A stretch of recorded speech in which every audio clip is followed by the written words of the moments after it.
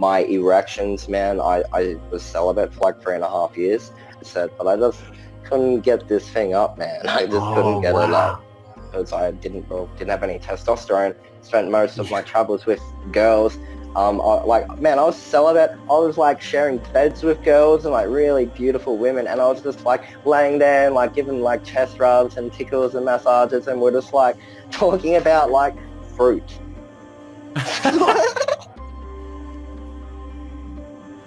What we think that it is and what he thinks that it is that I just have low testosterone and that I haven't been producing any swimmers. And that could be for a number of reasons. Some of the symptoms are obviously like low libido. So it's of my experience that if you eat a diet of low-fat, raw fruits and vegetables, primarily fruit being the source of your calories, you'll experience, or certainly I've experienced, having I would call it a more manageable libido. Now, what does that mean?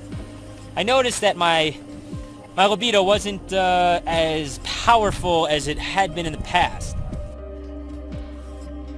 So for a while, my sexual drive hasn't been that up or high. You know, I do have a sex drive, especially in my mind, but somehow I couldn't just keep it hard long enough, or I just didn't have the drive.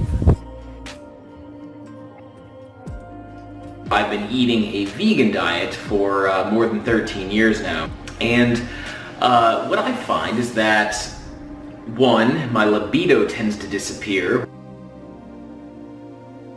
Lack of sex drive. No sex drive, no interest in girls. Classic, yeah. And I decided one day, my dad put a lot of pressure on me to eat some wild salmon. Yep. And I ate some wild salmon that night, and the next morning I woke up with morning wood for the first time in a long time. Exactly.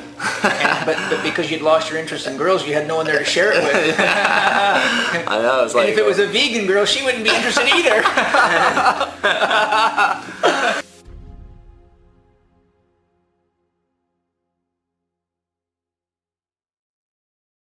We have to go from rapidly rising to falling and falling all the way to zero.